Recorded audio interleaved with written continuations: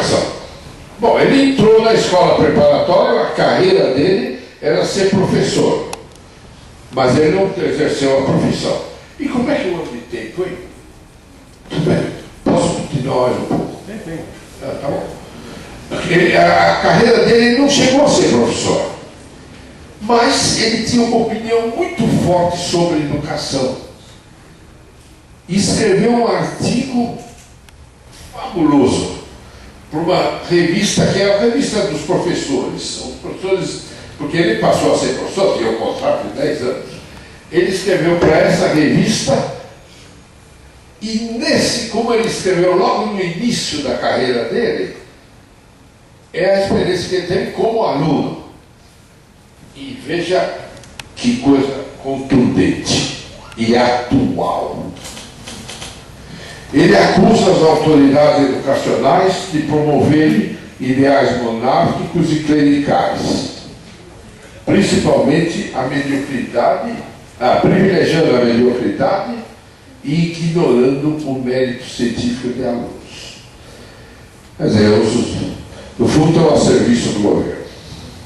A educação quer fazer o jogo do governo. Ele focaliza professores, livros e exames. E diz que não há nenhuma preocupação em desenvolver espírito científico e raciocínio simples. Ele pergunta até quando os jovens alunos terão que ouvir, memorizar e repetir a apresentação minuciosa de teorias truncadas e inúteis.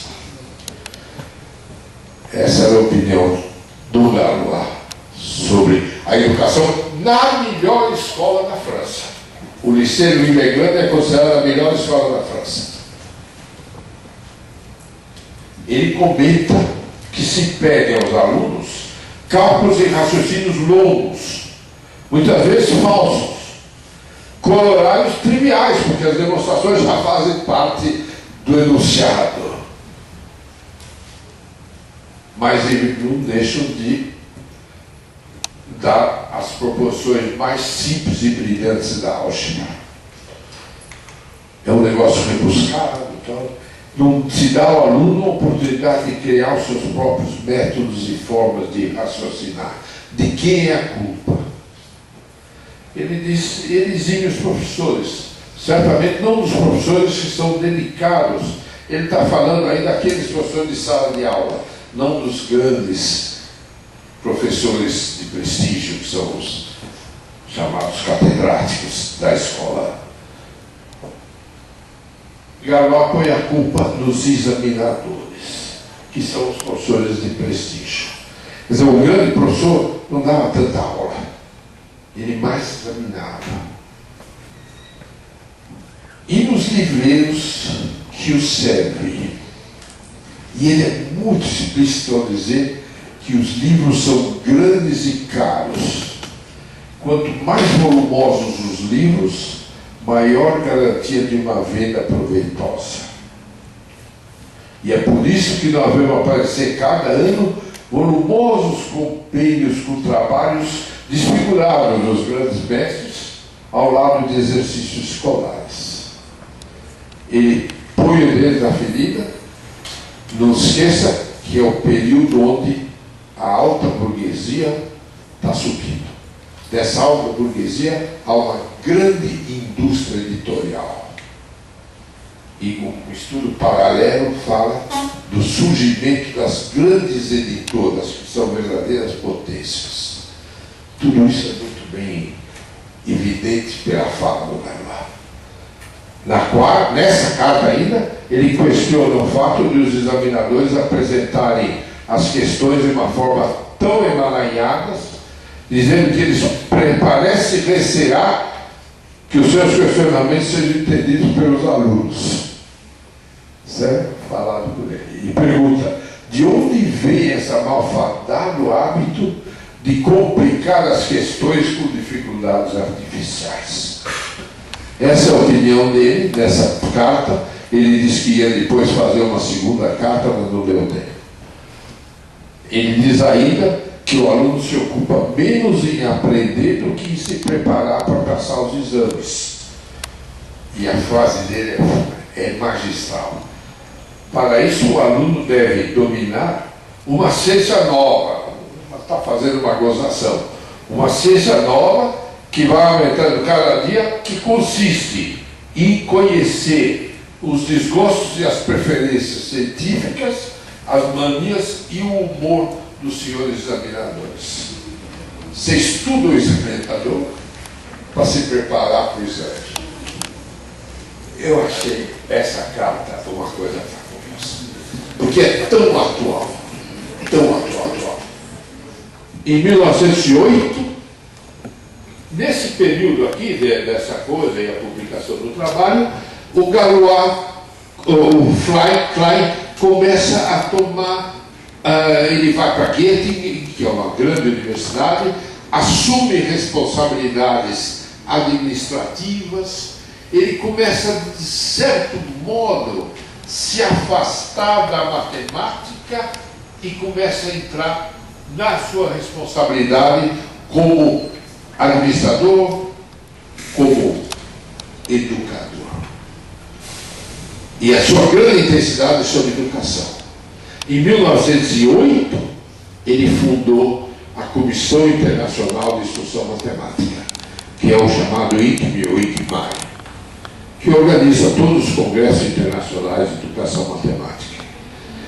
Essa fundação foi durante o Congresso Internacional de Matemáticos, quer dizer, o grupo que estava interessado em educação eram matemáticos, e ele se tornou o primeiro presidente. Nesse mesmo ano, ele publicou uma obra que se tornou a referência fundamental para a educação matemática, que é o Elemento da Matemática, de um ponto de vista da matemática elementar e um ponto de vista avançado.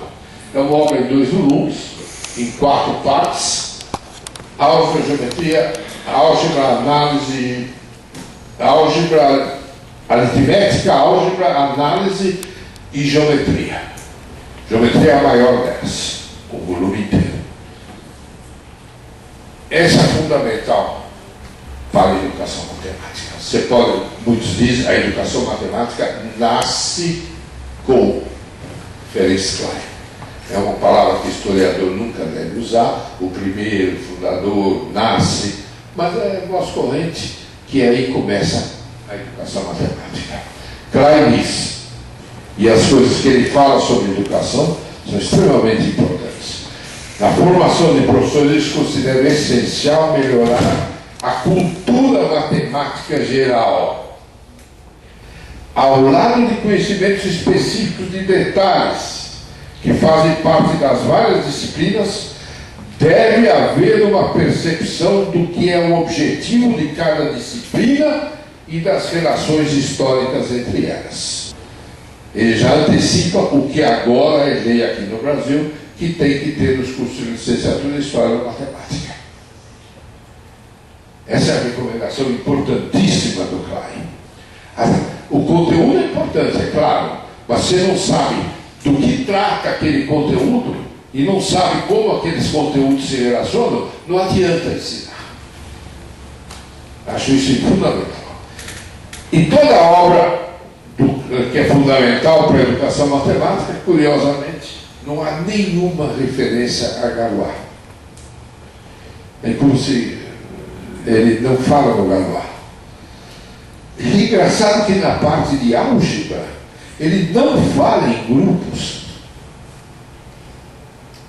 A palavra grupo, o conceito de grupo não aparece na álgebra. O nome de Galois não aparece nos 2 volumes da obra inteira. Agora, grupos aparecem. Como? Grupos aparecem na geometria. O grupo é importante na geometria. E ele dá muita ênfase ao estudo dos grupos de transformação como suporte para o programa de Erlangen. Então, a geometria é muito mais associada a grupos, é muito mais associada à geometria do que à álgebra. É muito curioso isso. Para Klein, as estruturas algébricas são estudadas na aritmética e a álgebra continua sendo o estudo de equações. Então ele fala, na aritmética nós estamos lidando com números, está falando em matemática secundária. Nós estamos lidando com os números, com as estruturas, óbvio. A álgebra o que faz? Cuida das equações. E ele complementa, dizendo hoje, 1918, a aritmética surge, a aritmética com uma disciplina fundamental própria, atingiu uma posição dominante. E ele é o grande defensor da aritmética, que é o que hoje a gente chama álgebra, são as estruturas. Grupos, anéis, corpos. Ele não usa essas coisas, mas está lá na aritmética dele. Todos vocês estão lá. E ele diz, a geometria euclidiana é prejudicial. A geometria euclidiana não serve para nada, é insuficiente. E diz que ela impede o pleno desenvolvimento da aritmética. Isso é um negócio muito forte. E quando o Dieudonné falou a mesma coisa, abaixo Euclides, que lançou o movimento de matemática moderna, era nesse mesmo espírito. Na verdade, o Klein antecipa o Dieudonné na sua percepção de educação, dizendo que aquela educação, aquela geometria euclidiana, ele não fala do jeito que eu estou falando, quer dizer, todo respeito, e eu também tenho, o Dieudonné tem, todo mundo tem, pela geometria euclidiana, mas não dá a ela o caráter da coisa principal da educação.